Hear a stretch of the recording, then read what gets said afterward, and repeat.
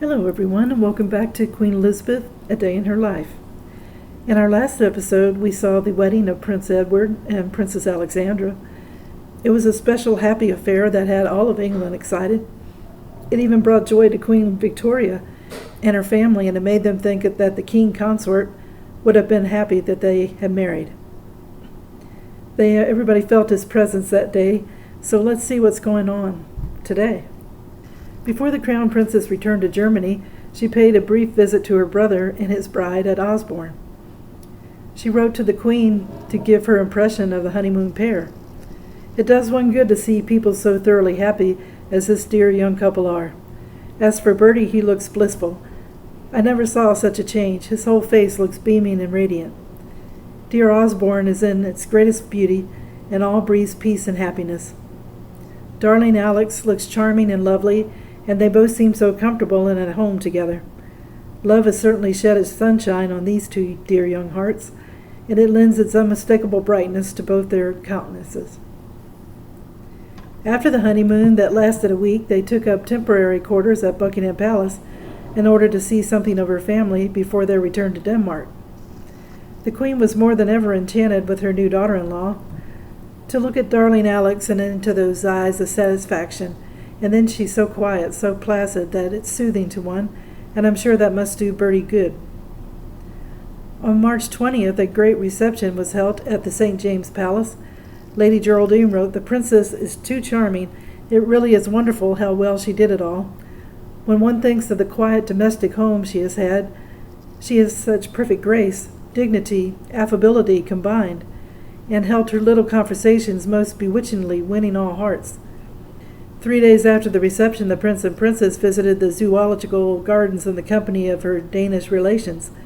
The Princess, still in half mourning for her father-in-law she had never known, was wearing a dress of silver gray moire silk trimmed with violet velvet, a white bonnet and a veil, and a very handsome shawl. A passer-by noted she is quite as tall as the Prince of Wales, and in a very long dress and a high bonnet looks more important than he does, and is so elegant that she needs not fear the competition of other beauties, the Empress of France and the Empress of Austria. Elegance was not a quality to be expected in any young woman brought up in Copenhagen a century ago. The Princess, however, was one of those fortunate beings who are elegant by nature. She did not have to feel her way as most girls do, by a system of trial and error, but emerged from her Danish schoolroom fully capable of taking her place as a leader of the European fashion. It was not expected that the life of this young and vivacious couple would be conducted after the model provided by Queen Victoria and the Prince Consort. When the Queen married, she was already a reigning sovereign, occupied with official business. In later life, when she was the mother of 9 children, she had even less time or inclination for social pleasures. The Prince of Wales, on the contrary, had nothing whatsoever to do. Although Queen Victoria continued to think that she would not be long for this world, she gave her heir no opportunity to learn anything about the duties of the position which, in her opinion, he was soon to occupy. Even apart from the matters of state, he was not encouraged to undertake any of the public functions which his father had performed. His future presented an almost total blank. Even though he had nothing to do and idle hands make a devil's workshop, he had kept out of mischief. More positive occupation the Queen had none to offer. Society was something that he could do. Society had always looked to the royal family for a lead, but it didn't happen, not since King George IV and Queen Adelaide. Queen Victoria was hoped to be a leader of the society, but once she married the Prince Consort, he was so disliked also by the British aristocracy, and the Prince Consort wasn't a man to set store by the doings of society. The Prince of Wales didn't resemble his father. He loved parties, and he loved people, and the only thing he asked of the people was that they be entertaining. The Princess, too, had a young girl's natural delight in dances and pretty clothes and innocent admiration. The spring of 1863, for the first time in her life, the Princess had money to spend and smart clothes to wear.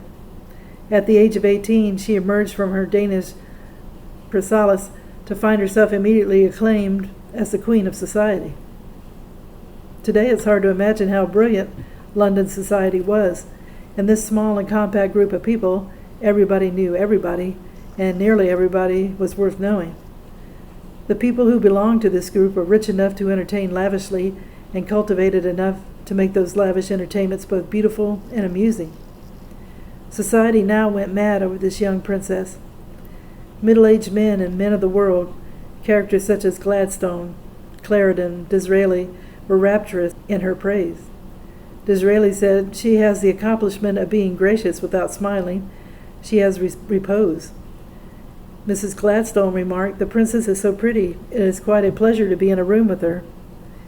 Lady Waterford was charmed by the gracious young Princess of Wales, while Mr. Gladstone's young niece, Lucy Lyttelton, went into ecstasies over the loveliness of the princess, her noble, innocent, and peculiarly dignified expression, her winning grace, and her most beautiful smile.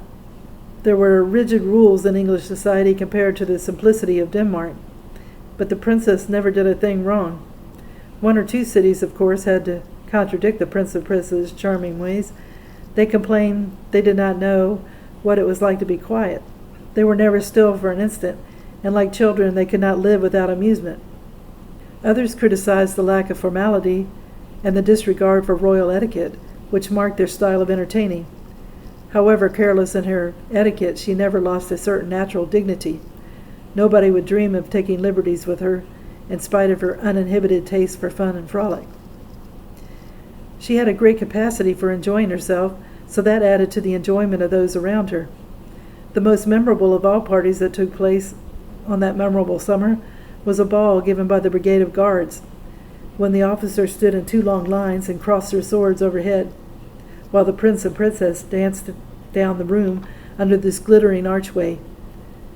Happy and boyish, he was happy and boyish, and she radiantly beautiful. The princess had to appear at innumerable functions. She held drawing rooms. This was deputizing for the Queen, a position which filled her with such alarm that Lucy Lyttelton commented on her unusual pallor, and Lady Knightley wrote of her as a bit of a thing, with a white crown and a white face, 2 curls, and a tiara. At the end of this function the princess was completely exhausted, which was not altogether surprising, since there had been more than 3,000 presentations to be made. Halfway through the function, the doors had to be closed in order to give her a few moments of rest and relaxation. With her husband, the princess attended the balls and the commemoration ceremonies at Oxford, where the royal program was so strenuous that Lord Derby remarked, "I think they're taxing him, and still more the princess's good nature and powers, rather highly." In a lighter vein, she went to Chadwick House for a breakfast, which at that date meant an evening party, and danced country dances on the grassy lawn. Wherever she went, and whatever the occasion, her beauty and charm turned all heads. The remarkable thing that her own remained unturned. And 2 things helped to steady her. One was her interest and pleasure in her new homes, Marlborough House and Sandringham. She enjoyed social activities, but she was also a domestic creature, and home was always to be the real center of her life. She loved Marlborough House the moment she saw it. Soon she had the same feeling for Sandringham. It had been acquired for the Prince of Wales in the remote country near the Wash. Old Sandringham House was remarkable only for an extraordinary porch and conservatory added to the original building by that wildcat among Victorian architects, Samuel Saunders Toulon. The princess's first visit at Easter of 1863 was an uncomfortable one. The house was already in the hands of the builders, while the surrounding countryside was bleak in the extreme at that time of the year. No fine trees, no water, no hills. In fact, no attraction of any sort or kind, moaned the princess's lady of the bedchamber, Lady Macclesfield. She stated that there were numerous converts, but no fine woods, large unenclosed turnip fields, with an occasional haystack to break the line of the horizon.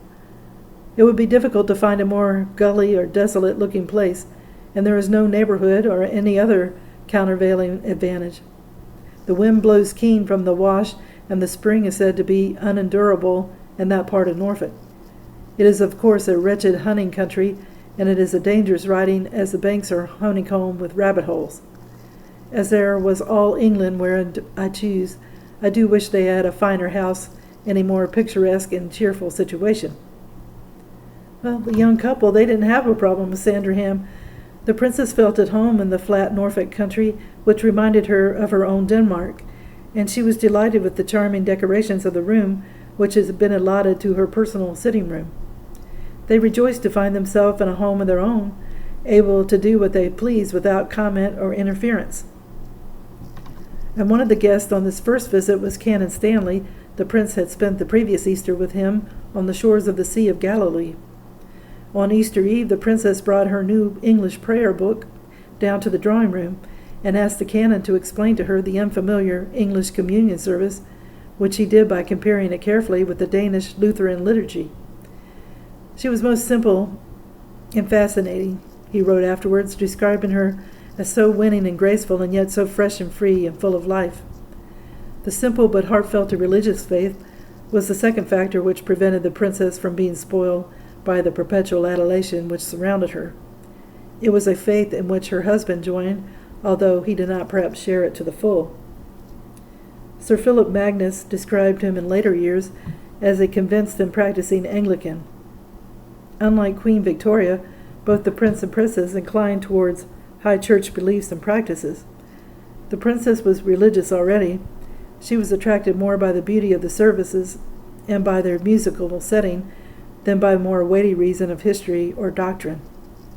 Church history and doctrine were intellectual matters, and things of the intellect meant nothing to her at all. She had beauty, she had goodness, she had intuition and sympathy and charm, but she had very little brain. That's according to the author, I'm not saying that. This was her irredeemable defect. It was also to cause a problem later. The prince was in no sense an intellectual, but he enjoyed the company of clever people. In particular, he enjoyed the company of clever women.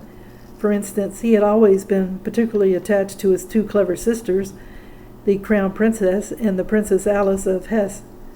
He looked to women for two things: first, the satisfaction of his physical desires; the second, deliverance from the specter of boredom which haunted him incessantly. Beyond everything else, he hated to be bored, and in the long run, a stupid woman, however beautiful, was bound to prove a bore. For the moment, however, his young wife was all he needed or desired. Physically, she was one of the most beautiful and attractive women. As a companion, she was gay and engaging, sharing in his taste for schoolboy humor and practical jokes. At the age of 21, this was all he appeared to require to keep him happy. The only person to be less than satisfied with the situation was Queen Victoria. At first she was all joy and satisfaction. The effect of his sweet wife has already been most favorable on Bertie, she informed King Leopold on March 17th. To the Crown Princess she wrote in similar strain, "I love her more and more, and she quite understands Bertie and shows plenty of character." The Queen, however, had already made the significant observation, "Very clever, I don't think she is, and all too soon she is writing in different and disillusioned tones.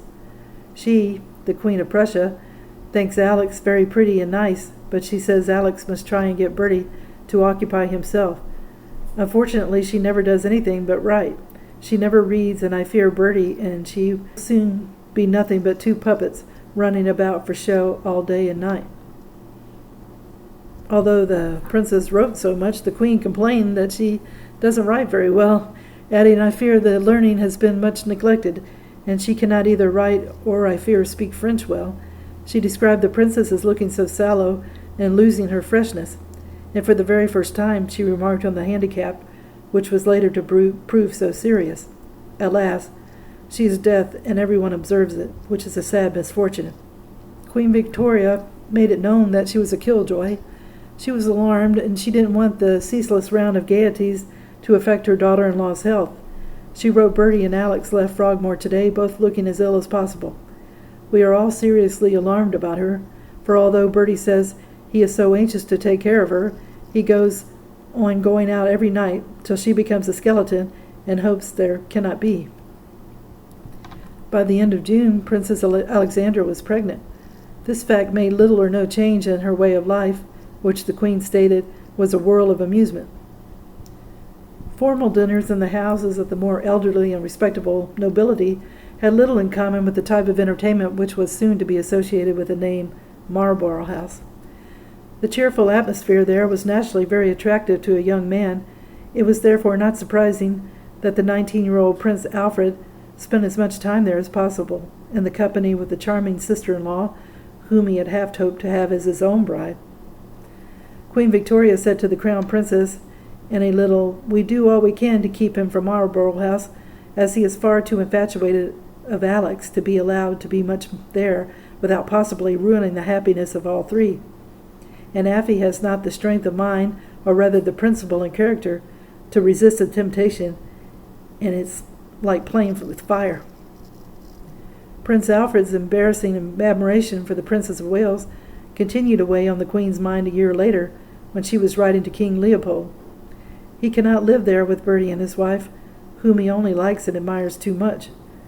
No jealousy over the princess, however, was able to destroy the warm affection between the two brothers, who were always to remain good friends. In November, at Sandringham, entertaining a succession of guests, including Lord Granville, who rather improperly described the household at Sandringham as reminiscent of Balmoral and the happy days of the Prince Consort. The Queen wrote to tell her son how delighted she had been by Lord Granville's letter. "I naturally rejoice truly to hear this, as I know that our court and life were thought a pattern from its right dignity, without stiffness, and the country has looked and longed to see you both follow that course with great anxiety, and how they will rejoice to see this realized.